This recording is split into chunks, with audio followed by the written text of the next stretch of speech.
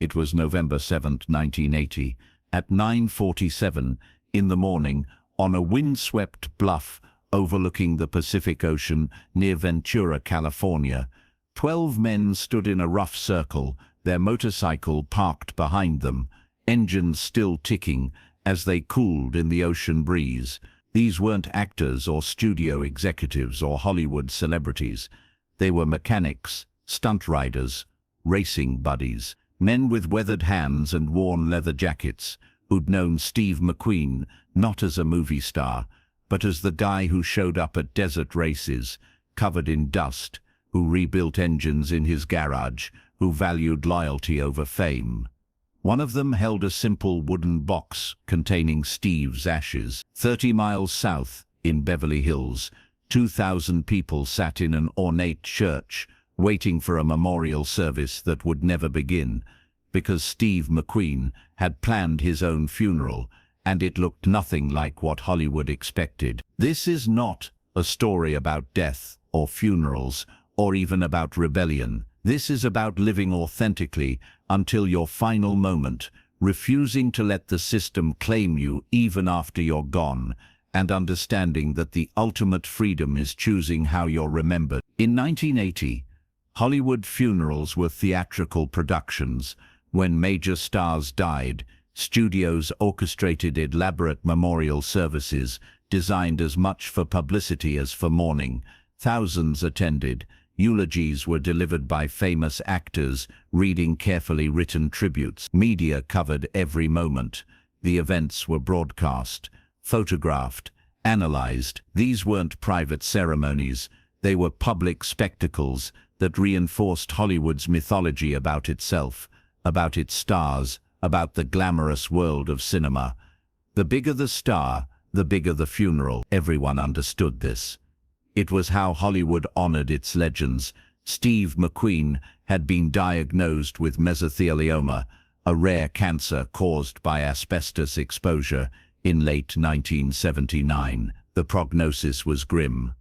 Months, maybe a year. Steve, always private about his personal life, kept the diagnosis quiet while exploring every possible treatment. He traveled to Mexico for alternative therapies. He tried experimental procedures. He fought the disease with the same intensity he'd brought to racing and acting. But by October 1980, it was clear he was losing. Steve knew he had weeks, maybe days. He started making final arrangements.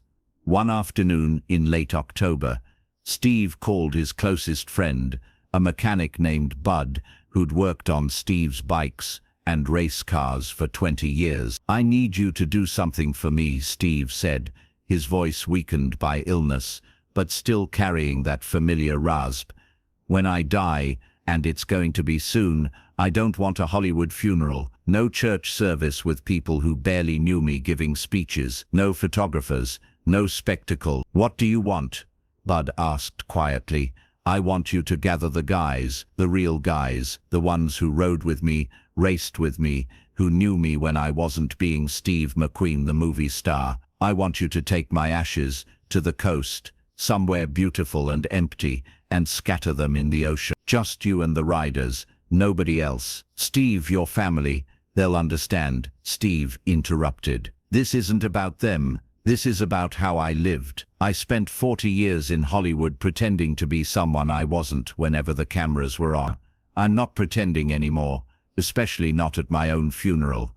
Bud agreed, though he knew this would create problems. Hollywood would expect a major memorial. Studios would want to celebrate their star. The media would demand access. But Steve's wishes were clear, and Bud had learned long ago that when Steve McQueen decided something, he meant it absolutely. Steve died on November 7, 1980, at 3:45 in the morning in a hospital in Juarez, Mexico, where he'd been receiving treatment. He was 50 years old. The news hit Hollywood like an earthquake. Steve McQueen, one of the biggest stars of his generation, the king of cool, was gone. Within hours, studio executives at Warner Brothers, Paramount, and other companies where Steve had made films began planning memorial services. They assumed Steve's family would want a traditional Hollywood funeral.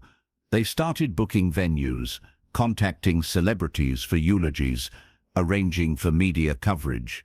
This was Steve McQueen. His funeral would be one of the biggest Hollywood events of the year. Except Steve's will, read that same day, contained specific instructions that shocked everyone. No public memorial service, no Hollywood funeral, no studio involvement in any arrangements. My ashes are to be scattered at sea by friends I designate. Any attempt to create a public spectacle around my death should be ignored and opposed. The studios were baffled.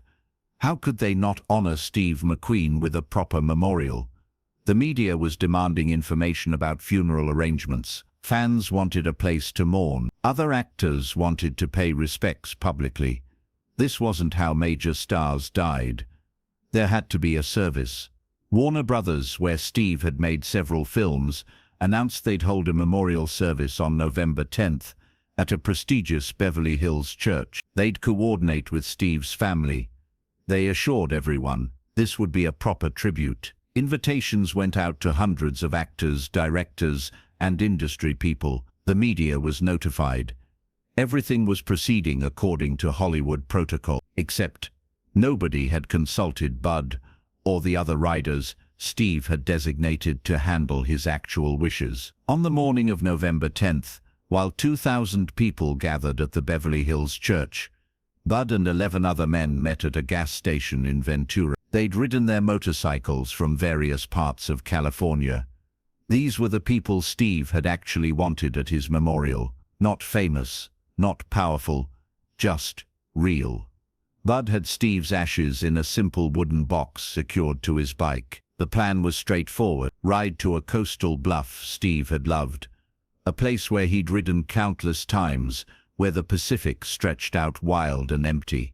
Scatter his ashes there, say goodbye their way. No speeches, no performance, just risk. They rode in formation, 12 motorcycles heading north, along Pacific Coast Highway, the ocean to their left, the sound of engines echoing off the cliffs. Cars pulled over to watch this procession, not knowing they were witnessing Steve McQueen's actual funeral, happening 30 miles from where Hollywood was staging its version.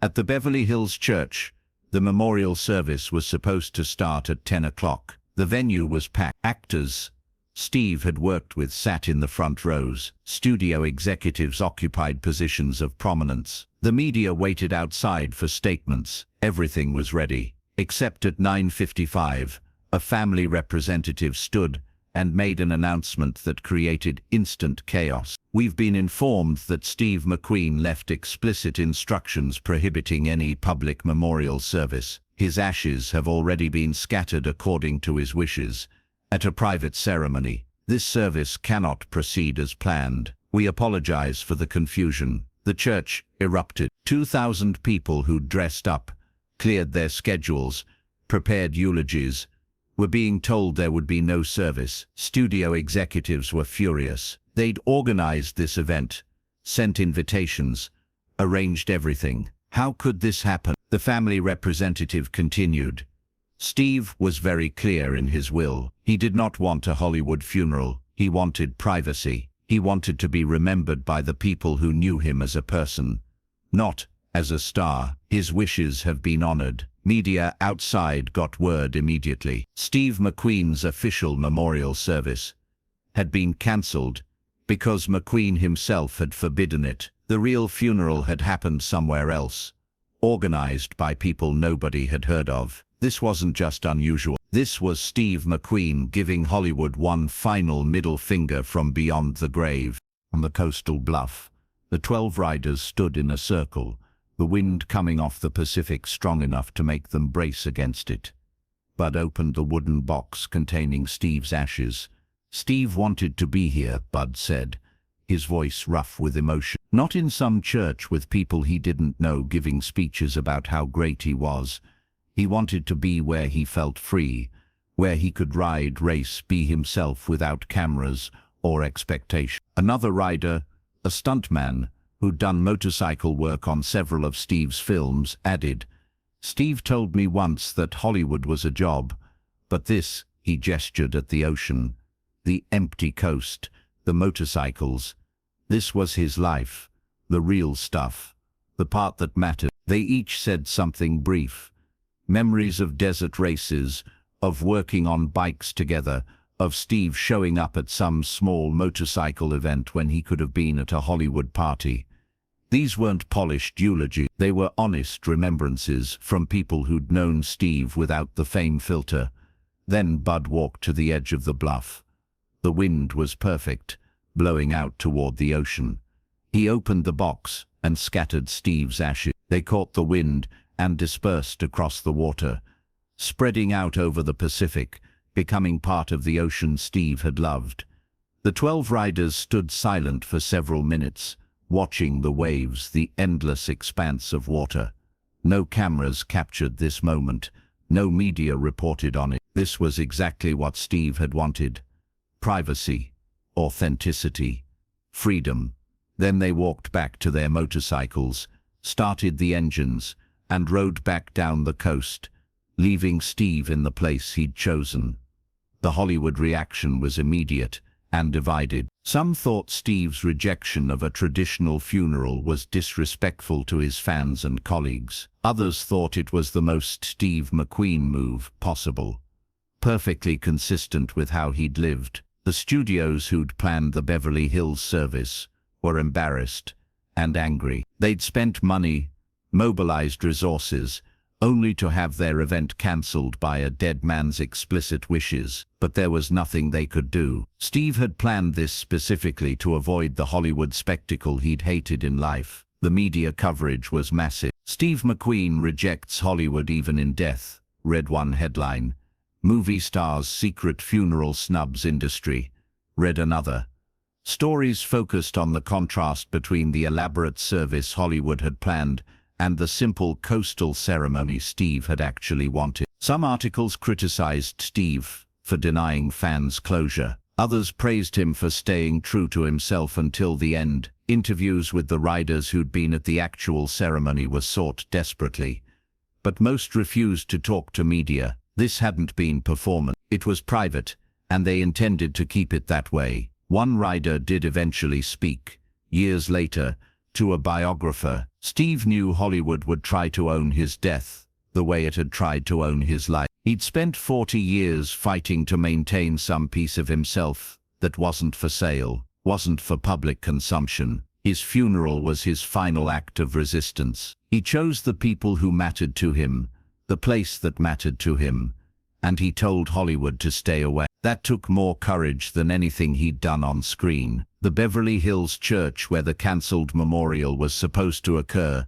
became a symbol of Hollywood's disconnect from its stars' actual wishes. For years afterward, when celebrities died, their families referenced pulling a Steve McQueen, meaning honoring the person's actual desires, rather than what the industry expected. Steve's will became public record eventually. The section about his funeral arrangements was quoted extensively. "I've lived my life in public enough. My death and what comes after belong to me and the people I choose, not to studios, not to fans, not to Hollywood. If anyone attempts to create a public spectacle using my death, they should know they're acting against my explicit wishes and dishonoring my memory." It was vintage Steve, direct, uncompromising, giving Hollywood clear instructions that he knew they'd hate following. Some saw this as selfish. How could he deny fans the chance to mourn publicly? How could he reject the industry that made him rich and famous?